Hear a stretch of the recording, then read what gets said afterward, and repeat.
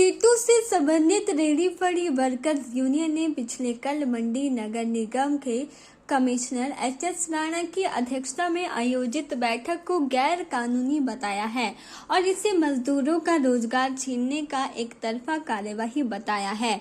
ये बात आज मंडी में आयोजित प्रेस वार्ता के दौरान सीटू के जिला अध्यक्ष और राज्य श्रमिक कल्याण बोर्ड के सदस्य भूपेंद्र सिंह, सीटू महासचिव राजेश शर्मा और रेहड़ी फड़ी मजदूर यूनियन के प्रधान सुरेंद्र कुमार और सचिव प्रवीण कुमार ने कही। भूपेंद्र सिंह ने बताया कि जब से मंडी में नगर निगम बनी है तब से अब तक जो भी फैसले टाउन वेंडिंग कमेटी में लिए गए हैं उनमें से कोई भी फैसला अभी तक लागू नहीं किया गया है और इसी मांग को पिछले कल यूनियन से जुड़े वेंडिंग कमेटी सदस्यों ने बैठक में उठाया था, जिसे कमिश्नर ने अनसुना कर दिया और जिसके विरोध में यूनियन से जुड़े सभी सदस्यों ने बैठक से वॉकआउट किया था। उन्होंने बताया कि पिछले कल आयोजित की गई बैठक गैर कानूनी प्रक्रिया के तहत बुलाई गई थी। उन्होंने आरोप लगाया कि निगम के कमिश्नर सदर के विधायक अनिल शर्मा की कठपुतली बनकर काम कर रहे हैं और ये सब उन्हीं के आदेशों से किया जा रहा है। विधायक स्कूटी पुल पर बनाई गई पार्किंग को निगम को शर्त पर ट्रांसफर करने पर अड़े हुए हैं कि निगम पहले वहां से रेहड़ी वालों को हटाए, अन्यथा वे इसे जिला प्रशासन को ट्रांसफर कर देंगे। 15 साल से काम कर रही है, उसके माध्यम से आज प्रेस के माध्यम से जो कुछ समस्या है मंडी शहर में, जो नगर निगम का जो प्रशासन है वर्तमान में, उसके द्वारा जो इनको परेशान किया जा रहा है, इनको बेदखल करने का जो एक तरह से मुहिम शुरू करने का प्रयास किया जा रहा है, उसका हम विरोध कर रहे हैं। विशेष तौर पे पिछले कल एक जो बैठक है टाउन वेंडिंग कमेटी की गई और उसमें एक ऐसा प्रस्ताव पारित किया गया जो इन रेहड़ी धारकों की जो रोजी रोटी है, आजीविका है, उसको उजाड़ने का, उसको ख़त्म करने का वो प्रयास है। सबसे पहले हम ये कहना चाहते हैं कि ये जो टाउन वेंडिंग कमेटी की जो मीटिंग पिछले कल हुई, नियमानुसार इस मीटिंग को करने के लिए जो कमिश्नर इसके अध्यक्ष है कमेटी के, इनको 1 हफ्ते का नोटिस देना अनिवार्य है कानून के तहत। मगर मीटिंग का जो नोटिस है वो 19 तारीख को शाम को 4-5 बजे के बीच में दिया जाता है और 10-11 घंटे के नोटिस के अंदर ये मीटिंग की जाती है। फिर जब मीटिंग होती है, वहाँ जो पिछली मीटिंगें 2 हुई हैं, 1 अप्रैल 2022 में हुई है, 1 अगस्त में हुई है, उन दोनों मीटिंग की जो कार्रवाई है आज तक प्रशासन, इन नगर निगम के जो अधिकारी हैं, कर्मचारी हैं, कोई जो कमेटी के मेंबर हैं, जो 21 सदस्य इस टाउन वेंडिंग कमेटी के अंदर हैं, जिसमें 9 सदस्य रेहड़ी फड़ी जो उनके प्रतिनिधि हैं, किसी को भी कोई कॉपी नहीं दी गई। तो सबसे पहले जब ये मांग की गई कि वो प्रतियां दी जाए, जो फैसले पिछली मीटिंगों में लिए गए हैं उनमें कितना अमल हुआ और क्यों नहीं हुआ, जब वो बात वहाँ शुरू की गई तो जो कमिश्नर हैं उन्होंने एक जो स्कूटी पुल जहाँ 19 जो वेंडर हैं, जो रेहड़ी फड़ी वाले हैं, उनको हटाने का प्रस्ताव रख दिया, जिसका विरोध किया गया और उसका हमने बहिष्कार किया मीटिंग का, क्योंकि ये जो एक तानाशाही तरीके से, अफसरशाही का जो तरीका है, उस तरीके से उसको लागू करने की कोशिश की गई। और बड़े मज़ेदार बात है कि एक तरफ यही नगर निगम है जो पिछले 1 साल की प्रोसीडिंग 1 साल तक जारी नहीं की गई, मगर कल जो 11 बजे मीटिंग होती है और उसकी जो प्रोसीडिंग है दोपहर बाद निकाल दी जाती है और स्कूटी पुल के जो वेंडिंग जोन है उसको नो वेंडिंग जोन घोषित कर दिया जाता है। 19 जो वहाँ रेहड़ी धारक है, फड़ी धारक है, उनको वहाँ से हटाने का फरमान जारी कर दिया जाता है 24 घंटे में, जबकि कानून में प्रावधान है कि ये 30 दिन का नोटिस देना पड़ता है, वैकल्पिक स्थान देना पड़ता है और टाउन वेंडिंग के मीटिंग के अंदर चर्चा निर्णय होने के बाद। तो ये सारा जो काम हो रहा है, हमारा ये मानना है कि ये सारा अभी जो प्रशासन है नगर निगम का, जो कमिश्नर हैं, वो जो मंडी सदर के जो विधायक है अनिल शर्मा जी, जो कांग्रेस की सरकार है और यहाँ जो कांग्रेस के लीडर है, मंडी जिला के नेता है या मुख्यमंत्री और दूसरे लोग हैं, उनको भी इसका संज्ञान लेना चाहिए। अन्यथा रेहड़ी वाले तो संज्ञान लेंगे ही, सीटू भी लेगा और उनका गिराव करेंगे। जो भी विरोध करने के जनवादी और संवैधानिक तौर तरीके हैं उसका पूरा इस्तेमाल करेंगे। के चैनल के लिए मंडी से ब्यूरो रिपोर्ट। राज्य सहकारी बैंक के निदेशक मंडल के चुनावों के लिए कांग्रेस पार्टी ने मंडी जिला से 2 नामों की घोषणा कर दी है। जोन 1 के लिए पहले ही डॉक्टर चंद्रशेखर शर्मा के नाम पर सहमति बन गई थी, जबकि दूसरे जोन में कांग्रेस हाईकमान की दखल के बाद दूसरा फाइनल हुआ है।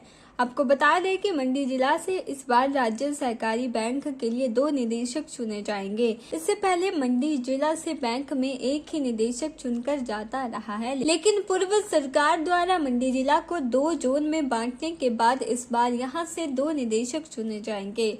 शुक्रवार को मंडी में आयोजित प्रेस वार्ता के दौरान पूर्व मंत्री व कांग्रेस कमेटी जिला अध्यक्ष प्रकाश चौधरी ने हिमाचल प्रदेश राज्य सहकारी बैंक के निदेशक मंडल की दौड़ में शामिल दोनों नामों की घोषणा की। ओके, सबसे पहले मैं आप सभी पत्रकार बंधुओं का स्वागत करता हूँ, अभिनंदन करता हूँ। नंबर 1 जो उनका तो क्लियर हो गया, उसी वक्त डॉक्टर चंद्रशेखर जी को कैंडिडेट के रूप में तय किया गया। और दूसरा जहाँ जोन 2 था, सुंदरनगर जोन, वहाँ से थोड़ी अड़चन, ऐसी अड़चन नहीं थी कि वो आपस में लड़े या कि मैं लड़ूंगा कि दूसरा लड़ेगा, इस तरह से कोई ऐसी बात नहीं थी। फिर भी हम 4 लोग, जय भाई सोनलाल ठाकुर जी, भाई चेतराम ठाकुर जी, नरेश जी और हम चारों सुंदरनगर में बैठे, तय किया। जब 3-4 नामों पर के नाम एक ही बोले मैंने करना है, दूसरा बोले ये करना है, तो हमने इसका जो सोल्यूशन निकाला तो हमने हाईकमान को भेजा। 4 नामों से एक नाम तय हो गया। उन्होंने ठाकुर साहब को बताया, ठाकुर कौल सिंह जी को, कि इस नाम पे मोहर लगाई जाए। वो आपके यहाँ प्रेस वार्ता हुई, इसमें हमने क्लियर कर दिया कि जोन 1 से डॉक्टर चंद्रशेखर जी और जोन 2 से श्री मनीष शर्मा जी को तय किया गया। अब पूरी पार्टी इस चुनाव के लिए मैदान में रहेगी। जितने भी हैं इसके मेंबर हैं, जो वोट डालेंगे, वोटर हैं, उन सभी वोटरों से मिलकर हमने सबकी ड्यूटियां लगा दी। जिन्होंने चुनाव लड़ा वो भी, और जो कैंडिडेट हैं वो भी घर घर जाएं, उनसे मिले, बात करें और उनके लिए पार्टी क्या करेगी, वो क्या करेंगे, बैंक के लिए क्या करना चाहते हैं, आने वाले समय में जो जनता के लिए बैंक के माध्यम से कुछ काम हो तो किस तरह से करना चाहिए, इसके लिए हम सब फील्ड में होंगे। हमारे शहरी अध्यक्ष यहाँ बैठे हैं, इनसे भी हमने निवेदन किया है कि इतने मंडी में इनके जो भी वोटर होगा उनसे संपर्क करें, उनसे मिले और अपने कैंडिडेट को जिताने का काम करें। के चैनल के लिए मंडी से bureau report. Himachal Pradesh state museum द्वारा शिमला के रिज मैदान पर 3 दिवसीय आर्ट फेस्टिवल का आयोजन किया गया है, जिसमें देश विदेश के चित्रकारों के साथ ही स्थानीय कला प्रेमी और स्कूली बच्चे भाग ले रहे हैं। इस कला फेस्टिवल में देश भर के 25 मशहूर चित्रकारों के साथ ही पद्म भूषण कलाकार जतिन दास भी मुख्य रूप से शिरकत कर रहे हैं। इस फेस्टिवल में 3 दिनों में कुल 350 कलाकार भाग लेंगे। लगभग इसके अलावा यह फेस्टिवल आम कला प्रेमियों के लिए एक खुला मंच प्रदान करता है, जिसमें कोई भी आकर अपने चित्र बना सकते हैं।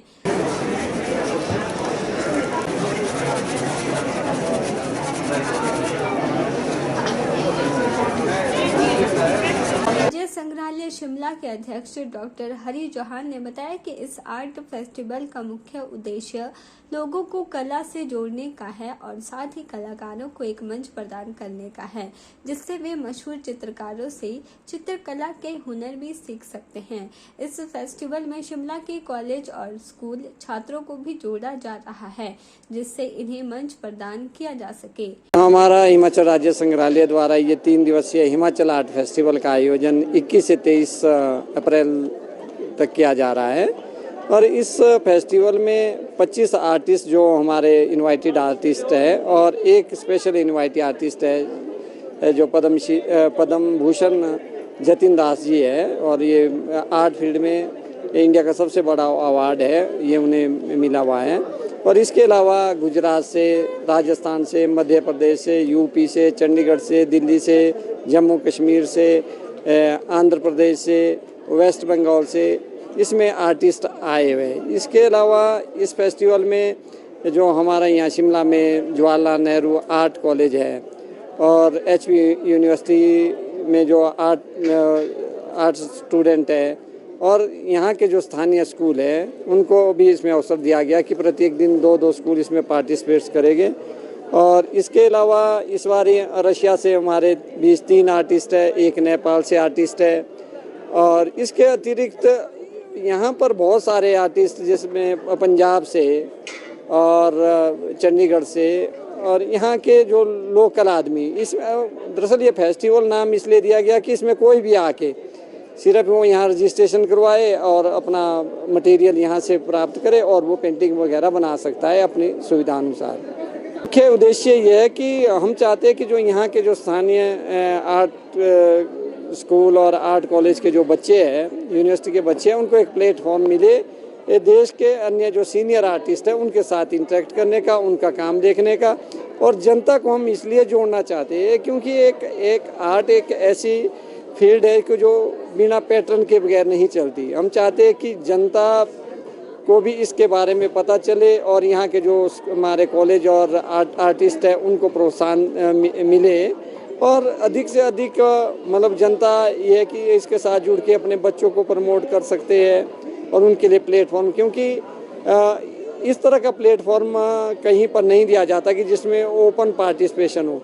ये इंडिया के अंदर का सिर्फ एक ऐसा फेस्टिवल है कि जिसमें सबके लिए खुला है।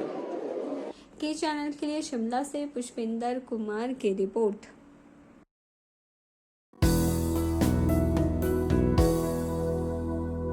शिमला भाजपा से बगावत कर आजाद उम्मीदवार आरती चौहान ने अपना नामांकन वापस नहीं लिया है। ऐसे में इंजनघर वार्ड में भाजपा की मुश्किलें बढ़ सकती हैं। आरती चौहान पूर्व में पार्षद थी और पार्टी ने उन्हें टिकट न देकर विकास थापटा को टिकट दिया है, जिससे नाराज होकर आरती चौहान ने आजाद उम्मीदवार नामांकन भरा था। शुक्रवार को नामांकन वापस का अंतिम दिन था। भाजपा ने आरती को मनाने की कोशिश की, लेकिन आरती चौहान ने नामांकन वापस नहीं लिया और उसे उगता सूरज चुनाव चिन्ह दिया गया।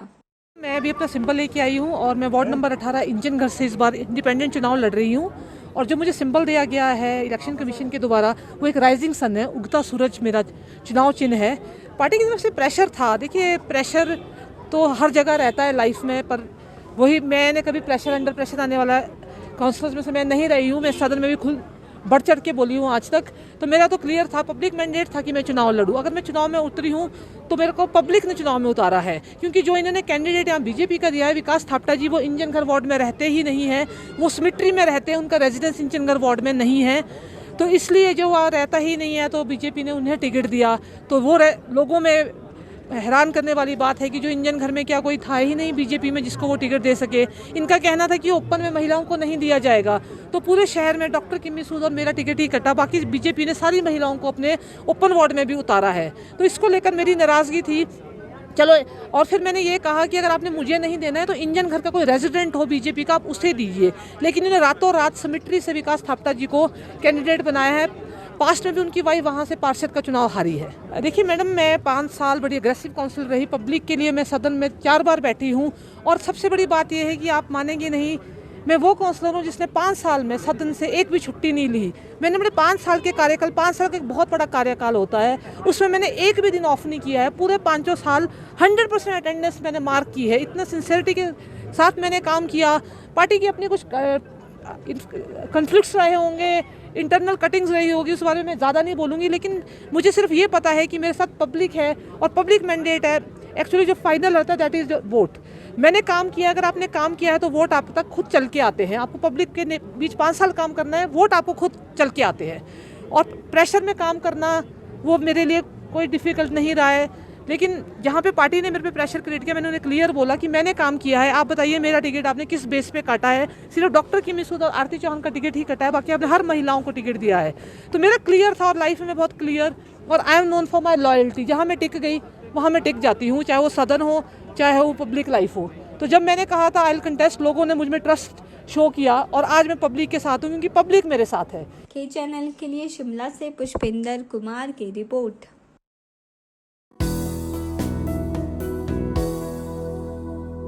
असंगठित कामगार कर्मचारी कांग्रेस हिमाचल प्रदेश की राज्य स्तरीय बैठक कांग्रेस मुख्यालय राजीव भवन में हुई, जिसमें कामगार एवं कर्मचारी कांग्रेस के राष्ट्रीय अध्यक्ष डॉक्टर उदित राज ने शिरकत की।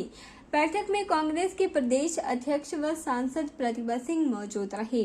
इस दौरान कामगार एवं कर्मचारी कांग्रेस के राष्ट्रीय अध्यक्ष उदित राज ने कहा कि जितने भी मजदूर हितैषी कानून योजनाएं चली हुई हैं वह कांग्रेस सरकार के समय से चली आ रही हैं।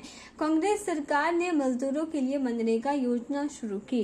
कोरोना काल में यह स्कीम मजदूरों के लिए कारगर सिद्ध हुई, लेकिन मोदी सरकार ने मनरेगा का बजट घटाकर मजदूरों के साथ धोखा किया है।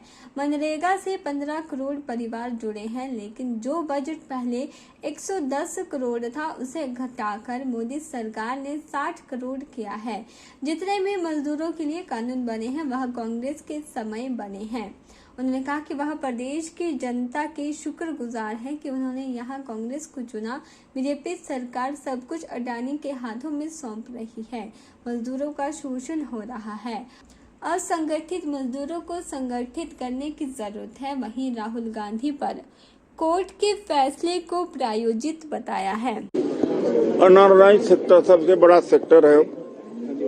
भारत सरकार खुद 39 करोड़ 39 करोड़ अनऑर्गेनाइज्ड वर्कर्स को रिकॉग्नाइज करती है और करीब 30 करोड़ अनऑर्गेनाइज्ड वर्कर्स असंगठित कामगार ई श्रम पोर्टल पर रजिस्ट्रेशन कर चुके हैं। तो अगर देश में 96 करोड़ मतदाता हैं तो करीब 45 करोड़ असंगठित कामगार हैं, चाहे वेंडर्स, रेड़ी पटरी वाले हैं, सब्जी वाले हैं, छोटा व्यापारी हो, नरेगा में जो कार्य हैं कर रहे हैं, मजदूर है, होटल में जो कॉन्ट्रैक्चुअल लेबर है या इंडस्ट्रीज के अंदर है, निर्माण क्षेत्र में है, इनकी संख्या बहुत भारी है। इनके लिए तमाम सारी स्कीमें हैं, लेकिन उनके प्रति जागरूक इनको नहीं किया जाए। तो हमारा जो संगठन है असंगठित कामगार कांग्रेस, जिसको हम लोग KKC भी कहते हैं, उसके चेयरमैन, प्रदेश चेयरमैन राजू राणा जी हैं और सुक्खू जी ने इनकी सिफारिश करी थी। इनके नेतृत्व में आज प्रथम बैठक हो रही है। इन्होंने किया होगा पहले, लेकिन मेरा आना पहले बार हुआ है। और जितनी स्कीमें असंगठित कामगारों के लिए केंद्र सरकारों ने बनाई है वो सारी की सारी कांग्रेस के सरकार की है। 1996 से अगर हम शुरू करें, building and construction welfare board, यहाँ भी करीब 400 करोड़ रुपया पड़ा हुआ है, लेकिन ये पैसा निर्माण क्षेत्र के मजदूरों को जाना चाहिए अगर उनको मजदूरी नहीं मिल रही है, लेकिन अवेयरनेस नहीं। वहीं कांग्रेस प्रदेश अध्यक्ष व सांसद प्रतिभा सिंह ने कहा कि बैठक में राष्ट्रीय अध्यक्ष दिल्ली से पहुंचे हैं। मजदूरों को जिन योजनाओं का लाभ मिलना चाहिए उसके लिए विचार विमर्श किया जाएगा और मजदूरों के हित में कार्य किया जाएगा। तो अब हमने इनको बुलाया है, बैठ के इनसे बात करेंगे। हमें खुशी है कि हमारे अध्यक्ष दिल्ली से आए हैं, तो ये भी इस मीटिंग में भाग लेंगे और निर्देश देंगे ताकि सभी अपना अपना कार्य शुरू करें और फील्ड में काम करें। योजनाओं के बारे में हमने डिस्कशन करना है और वो लाभ उनको जो मिलना चाहिए उसके लिए हम लड़ाई लड़ेंगे और वो लाभ उनको अवश्य दिया जाएगा। मैम, नगर निगम में भी जीत सुनिश्चित की जाएगी कांग्रेस? ऐसा है, आप सभी जानते हैं कि पिछले विधानसभा भी हमने उसमें जीत हासिल की है। उसी तरह जो ये कॉरपोरेशन का इलेक्शन है वो भी हमारे लिए बहुत महत्वपूर्ण है।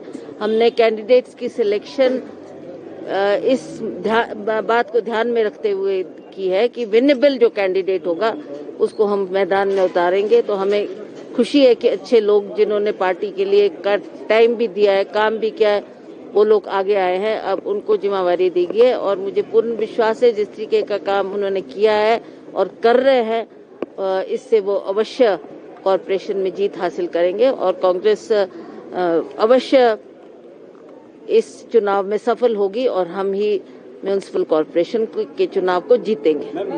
के चैनल के लिए शिमला से पुष्पिंदर कुमार की रिपोर्ट।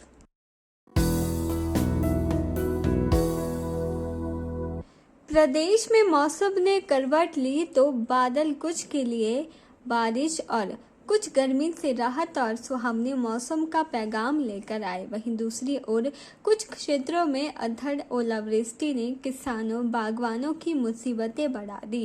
बीते दिनों प्रदेश के विभिन्न क्षेत्रों में मेघ जमकर बरसे। अप्रैल के साथ पहाड़ों पर बर्फबारी देखने को मिली। वहीं शिमला के ऊपरी क्षेत्रों में ओलावृष्टि ने बागवानों की फसलों को भारी नुकसान पहुंचाया। जिला शिमला के जुब्बल, कोटखाई, रोहडू, चौपाल और ठियोग में ओलावृष्टि ने फसलों को बुरी तरह से प्रभावित किया है। ओलावृष्टि और बागवानों को हुए नुकसान पर कम्युनिस्ट नेता और ठियोग से पूर्व विधायक राकेश सिंघा खुलकर सामने आए। राकेश सिंघा सरकार से फसलों के नुकसान को लेकर बागवानों को मुआवजा देने की मांग कर रहे हैं। देखिए, जहां तक मेरी जानकारी है, सिर्फ एक दफा यह इलाका जुब्बल का है जहां किसानों ने हाई कोर्ट का दरवाज़ा खड़काया और हाई कोर्ट ने निर्धारित किया कि आपको मुआवजा देना पड़ेगा। वही मुआवजा आज तक मेरी जानकारी में सरकार और सरकार के तंत्र ने दिया। नहीं तो ओलावृष्टि होती है, भारी बर्फ होती है, पेड़ टूट जाते हैं, फसल नष्ट हो जाती है। जो समय फ्लावरिंग सेब की चल रही है, तबाह हो गई है। जिस मर्जी की सरकार पिछले 20 वर्ष में हमने देखी है, पहला काम कि जी हमने डिप्यूट कर दिया है रेवेन्यू विभाग के, तहसीलदार चले गए, एसडीएम चले गए। ये सारा भ्रमित करने के लिए, ये सारा भ्रमित करने के लिए है। अगर आप ईमानदार हैं, कोई भी सरकार और सरकार का तंत्र ईमानदार हैं, convene the meeting of the cabinet, take a decision in that, and आपके पास डाटा अवेलेबल है। मेट्रोलॉजिकल डिपार्टमेंट आपको सारा दे देगा कि भाई कहाँ कितना नुकसान हुआ, कहाँ ओलावृष्टि हुई है। ये मार्च के आखिरी हफ्ता से लेकर पिछले कल तक और अगले 4-5 दिन भी यही संकेत है कि ओलावृष्टि होने वाली है। किस इलाके में होगी वो कहना कठिन है, लेकिन हिमाचल का कोई हिस्सा, ये कन्नौर में बर्फ़ पड़ गई है, लाहौल स्पीति में बर्फ़ पड़ गई है, पेड़ तबाह हो गए हैं। क्योंकि जब सैप चढ़ जाएगा पेड़ में, वो नाजुक स्थिति है, तो इसीलिए बहुत भारी लॉस किसान का हुआ है। हम उम्मीद करते हैं सरकार से कि वो हस्तक्षेप कर कर तुरंत उसको राहत देने का कार्य करें। आपको क्या लगता है सर, पहले तक किसी सरकार ने नहीं दी, और ये तो आप सरकार डे 1 से एक ही राग रट रही है कि खजाना खाली है, और ये हकीकत भी है, ये सच्चाई भी है। जो ये नव उदारवाद का विकास का रास्ता है, ये ऐसे मोड़ पर पहुंच गया है जहां पर अब ये 1 इंच आगे नव उदारवाद नहीं चल सकता। चलेगा तब जब आप जनता पर बोझ ला देने का काम करेंगे। के चैनल के लिए शिमला से पुष्पिंदर कुमार की रिपोर्ट। सोलन में आज हिमाचल फुटबॉल एसोसिएशन के चुनाव सर्वसम्मति से संपन्न हुए, जिसमें मुख्यमंत्री के राजनीतिक सलाहकार सुनील कुमार बिट्टू को अध्यक्ष व दीपक शर्मा को महासचिव चुना गया। ऑल इंडिया फुटबॉल एसोसिएशन के ऑब्जर्वर विजय बाली ने बताया कि हिमाचल के सभी जिला स्तरीय एसोसिएशन ने सुनील कुमार के नाम का प्रस्ताव एक राय से रखा, जिसके बाद वह प्रधान पद पर काबिज हुए। उसके बाद दीपक शर्मा को महासचिव व नरेश राणा को कोषाध्यक्ष चुना गया। प्रधान बनने के बाद सुनील कुमार बिट्टू ने सभी का प्रधान बनने पर आभार जताया। उन्होंने कहा कि खिलाड़ियों का मनोबल बढ़ाना व उन्हें खेल के लिए टूर्नामेंट आयोजित कर एक अच्छा खेल का वातावरण देना उनकी प्राथमिकता रहेगी। उन्होंने कहा कि नए व पुराने लोगों को साथ लेकर वो अपनी कार्यकारिणी का गठन करेंगे। उन्होंने कहा कि खेल में किसी भी प्रकार की राजनीति नहीं होगी, वह सभी को साथ लेकर चलेंगे। आने वाले दिनों में मुख्यमंत्री से जो भी सहयोग लेना पड़ेगा, वह खिलाड़ियों के मनोबल को बढ़ाने के लिए वो हर समय साथ खड़ेंगे। उन्होंने कहा कि खिलाड़ियों के चयन में कोई भी कोताही नहीं बरती जाएगी। साथ ही राष्ट्रीय स्तर की एसोसिएशन से मिलकर आगे की खेल नीति भी बनाएंगे, वह इसे कैसे और बेहतर किया जाए उस पर काम करेंगे। इस मौके पर वो पूर्व अंतर्राष्ट्रीय फुटबॉल खिलाड़ी हरदीप सिंह सैनी को भी सम्मानित किया गया।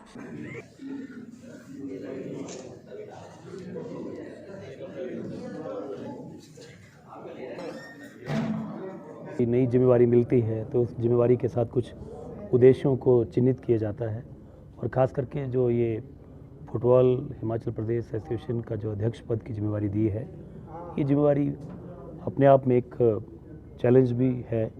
खिलाड़ियों से जुड़ी हुई भावना है, खिलाड़ियों को आगे ले जाना है और हिमाचल प्रदेश के लिए जो भी हम मिलकर के काम कर सकें उस दिशा में एक काम करना है।